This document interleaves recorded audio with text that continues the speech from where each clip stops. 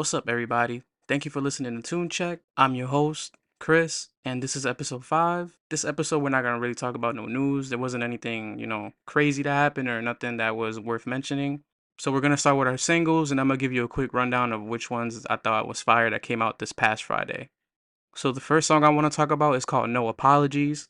It's by Consequence and Kanye West. I thought the song was fire. It had like a real hip hop feel. I was low key wondering how they would sound on the track together, and honestly, this didn't disappoint. It was a real good song. They did a great job together, so shout out to that, and shout out to them. The next song I wanted to talk about is called Precision by Sofago, featuring Don Toliver. This song was heat. Sofago reminded me of Roddy Ricch. Like, he has like that kind of same like tone when they rap. Don Toliver did his thing, but I feel like he wasn't really needed on this song. I think Sofago like had it by himself, to be honest. I don't think a feature was necessary, but it was good to like just hear them both because Don's been having a good run recently, especially with his new album. So it was cool to see him on this track, but I don't think it was needed, like I said. But overall, it was still a good song, so definitely go check it out. And then the next song is from Finesse Two Times. It's called Pretty Ricky. I like this song. I like that he sampled Pretty Ricky's Nothing But a Number. I thought he did a good job with that. His flow on this song was fire, so definitely go listen to it. And then the last single I want to talk about is from Strick and Future. It's called Recipe for Love. This is probably my favorite single that came out on Friday. Like, I love the R&B feel of this song. Like, I thought it was fire. This reminded me of like Hendrix or like, some tracks from We Still Don't Trust You. Strix did a good job too. Like, his background vocals is real good. I like how he played with, distortions with his voice and everything. And the production was just really great. So this one was like something I wasn't expecting to be good, but it was amazing. So definitely go listen to it. So that was it for the singles, nothing too crazy, something light. And then next, I kind of want to shout out this EP that dropped on Friday. It's a R&B EP. It's from Alex Malley. It's 8 songs, 19 minutes. It was a really good listen, and I really enjoyed listening to this. Like, she has a nice Caribbean sound, and it mixes well with the R&B that she tries to create. Like, her lyrics were really good on this too, and her melodies. So like, go check it out. You'll definitely enjoy it, and you'll probably replay it a few times too because it was just straight heat. And then next, we're gonna get into our albums. There's a few that dropped on Friday that I was really enjoying. So the first R&B album that I wanted to talk about is from Zakari. He released his debut album called Bliss. 17 songs, 51 minutes.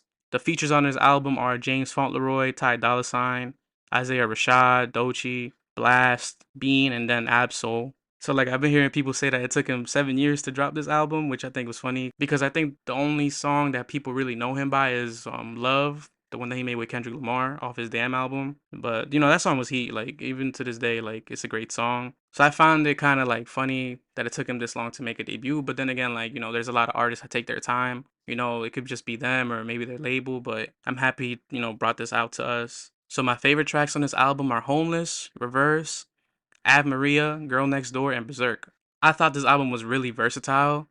He plays with a lot of synths. He has a few rock elements because of how he uses the guitars in his tracks. There's like some rapping too.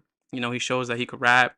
There's a few trap elements as well. Then there's like some club songs. Then he has some pop tracks. So I feel like this album definitely showed that he could touch a lot of genres. But I feel like it was a little overwhelming because of that. Like, it's good that he could touch all these genres. I feel like it kind of ruins the theme of the album. A good example of him being versatile shows on Reverse. That's the song with James Fauntleroy. Then another one is Ave Maria with Ty Dolla $ign. Girl Next Door is like a little dark because of the beat, but then the lyrics are like very like, nice and soft. It's about love. So I like how he blended that. It was pretty much giving me like the Weekend vibes a little bit. And then, the another track from this album is called Truth Is. So this is where he's being vulnerable, but it shows a lot of pop elements. And then, Bliss, the title track, he released this as a single with Isaiah Rashad. This is where he raps, and then also on Berserk, he does like a rap sing kind of thing. So, this shows his rapping ability. And then we have tracks like Believe in FOMO that are basically dance records. They were pretty good, but these were examples of how he was able to touch other genres. He did his thing. Like, I really was enjoying it. And then he has other songs in the album that show him on a more like serious and then like also sensitive side. So I think it's a good listen. I definitely think you guys should check it out.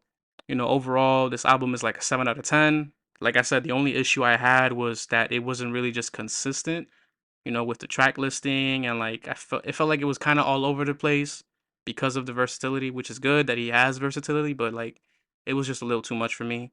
But I feel like maybe, if he had like less tracks where he was just going all over the place, it probably would have been like, like a 9 or a 10 for me, and I would have had like a better experience listening to it. I'm not saying the experience was bad, but it could have been better.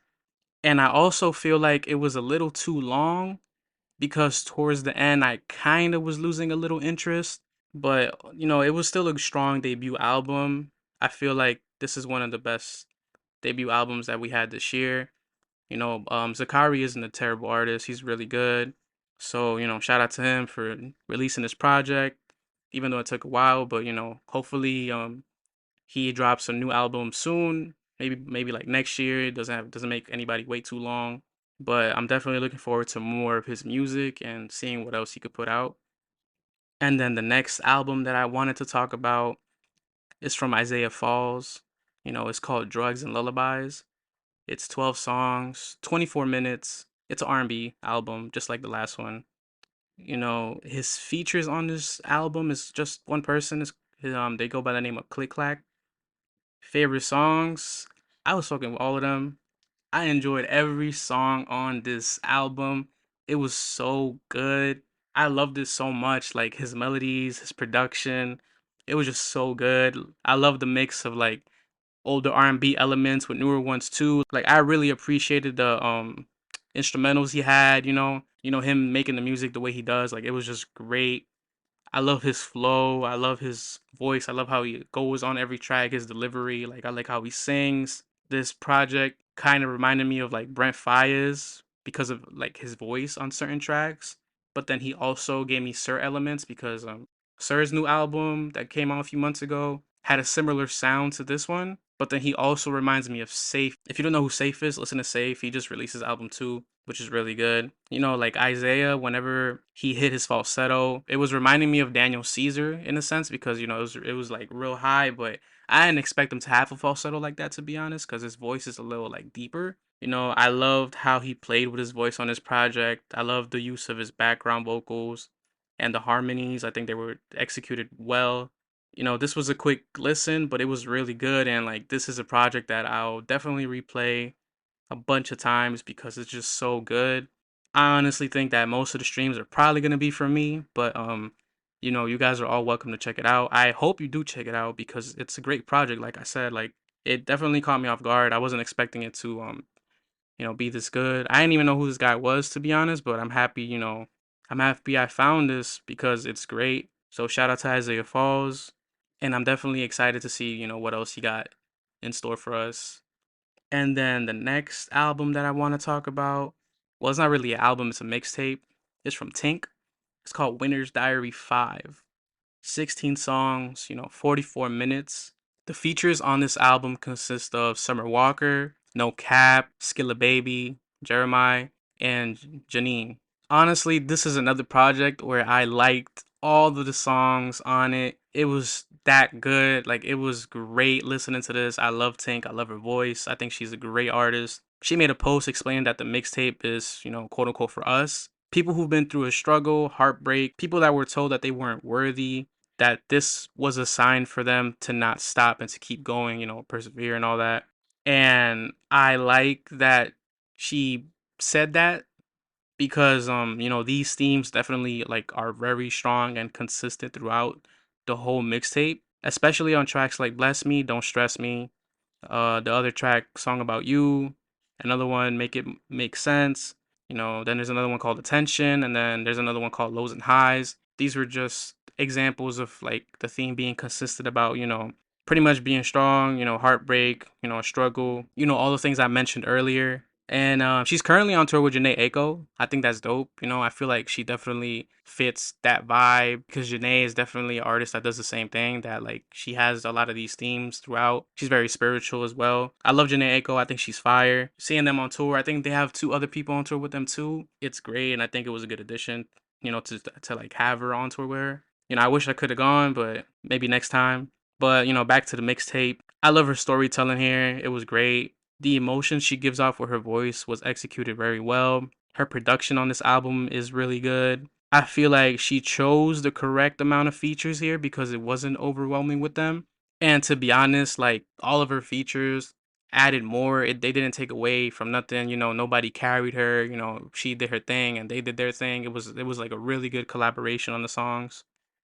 Like she also did a good job conveying the emotion she wants with her lyrics.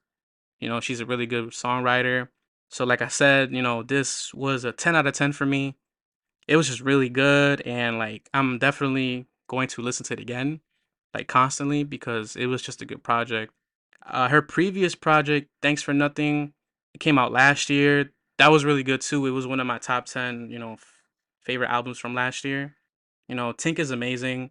I want to see her have like a real moment. I feel like she's a little underrated. So I definitely can't wait for her to blow up more than, she is right now and eventually get the recognition she deserves because she's a good artist. Like she puts out really good projects. This is an example of her putting out a great project. So shout out to Tink for real. Go listen to this, run it up, and please enjoy it. Send it to everybody. But this is heat for real. And now moving on to the last album that I'm gonna talk about. It is a rap album. It's from Eminem, The Death of Slim Shady. I think he announced that he was releasing an album. I think a few months ago. Like people were talking about it on Instagram, and then eventually he ended up saying yeah. He released the song Toby and then Houdini as well. Those did pretty good. This album is 19 songs, an hour and 5 minutes. It's pretty long considering that most projects are around like 30, 45. But you know me, I like when albums are long like this. I appreciate that. It gives me something to listen to when you're doing something or when you just have time for yourself. So my fave tracks on this album are Habits, Evil, Lucifer, Fuel, which is featuring JID or Jid, however he wants to pronounce it because he changed his name like twice already. Guilty Conscience 2, Head Honcho, Bad One, and then Toby. So he said that this was a conceptual album, so you have to listen to it in order to understand it better. In regards to this, I was kind of expecting more transitions on this album, but I feel like it didn't really do that. Like there was transitions, but it wasn't what I was expecting. I thought it would be like better or it would just flow better. But I kind of feel like you don't have to listen to this album, in order. I feel like you could just jump in anywhere because it's not really too conceptual. So I feel like he kind of, missed that mark a little bit. So basically, this album is what the title is. It's Eminem killing off Slim Shady, his alter ego. Everybody knows who Slim Shady is. He starts off with the song Renaissance. The bass of the song is strong and it's captivating, and it has like an older Eminem kind of feel. From his previous works, like from like the Slim Shady LP, Marshall Mathers LP, all that stuff. So he basically speaks about Slim Shady and all the things that he would do to people, that would talk about him or badmouth him and all that are people he just dislikes. Then it transitions into the mind of a hater, and he mentions how new rap fans basically dislike anything and destroy the works of the greats. He mentions Kendrick, Joyner Lucas, Lil Wayne, J. Cole, that people try to find issues with their work and stuff. And like he also mentions other, celebs like Candace Owens, Diddy. This is Diddy, and then he talks about some other stuff. I'm not gonna get into that. Y'all could just listen to it for yourselves. I feel like this is an experience, so please go, run it up. So with this first track, he introduces the theme of the album that he's going for, and then as the songs progress, it basically is him killing off Slim Shady. Not in the way that you think he would, but we'll get into that in a second. There's a lot of songs that give off that older Eminem feel, very nostalgic of his older music. Brand New Dance. This is an example. It sounds like Without Me or I'm Back, classic Eminem. He has like skits in this album too. He always has skits. One being Breaking News skit, which is on this album. He's basically trolling, canceling himself, and then he goes into Guilty Conscience too. I feel like this is probably the best song on the album. It's a continuation from Guilty Conscience, which is a song he released with Dr. Dre, from one of his older albums. It's basically just Eminem and, Slim Shady going back and forth saying that M is just as guilty as Shady because he pretty much co-signed everything, encouraged Shady to do all these things, and that, he's saying that, hey, like, I'm Shady, but this is your true self. This is really who you are. So he's trying to make himself accept that, basically. Then there's another song that feels, like classic Eminem, Temporary. It's a song for his daughter Haley. He loves his daughter. He's always making songs about her. So it was dope to listen to that. These were just small examples of, how nostalgic the album is. Towards the end of the album, he kind of goes back to a more serious tone. Eminem raps about his past battles, with addiction and how hard it was, and then he goes apologizing to people who are important to him, especially his daughter. So this was given, When I'm Gone vibes. I feel like it was a continuation to When I'm Gone, in a sense. I feel like he's talking about his experience when he was in rehab and everything. So, and the songs that I just mentioned, I feel like were the strongest songs in the album. So throughout this entire album, Eminem basically confronts Slim Shady on this album, speaks a lot about cancel culture and uses that in a sense to kill him, kill him off, kill Shady off. So he speaks about a lot of topics that, people would consider controversial to this day, and definitely would get you canceled. But, this is Eminem. He's always been a controversial artist. He's always saying stuff that people, would be mad at. How many times he got sued before, like even his own mother, like, he does not care. This is his art. Like he's getting tired of cancel culture on this album and uses this album as a way to pretty much, cancel his alter ego, but also do a little pushback at cancel culture itself and his haters who basically just dislike him. So, he's saying all these things so that way people could, be mad and definitely help him kill off Slim Shady, which is what he's trying to do. So I kind of like that concept of using this, against himself. Overall, I think this album is actually good. I give it an 8 out of 10. I love how the concept, stays throughout each song.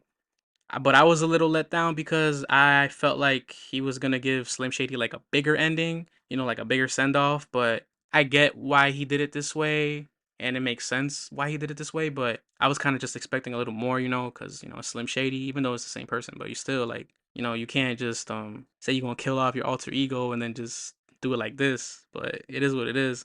But like I said, it's a smart way of doing it, but it just wasn't for me.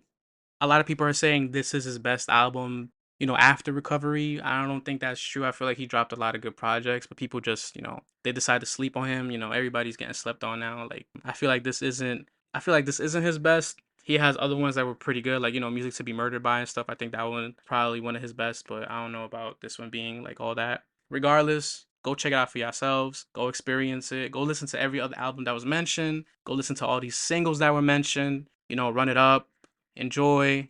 Let me know what y'all think. If y'all want, comment on my post. Send me a message on DM. But thank you for listening. I hope you guys have a great rest of your week and stay tuned for the next episode. Peace.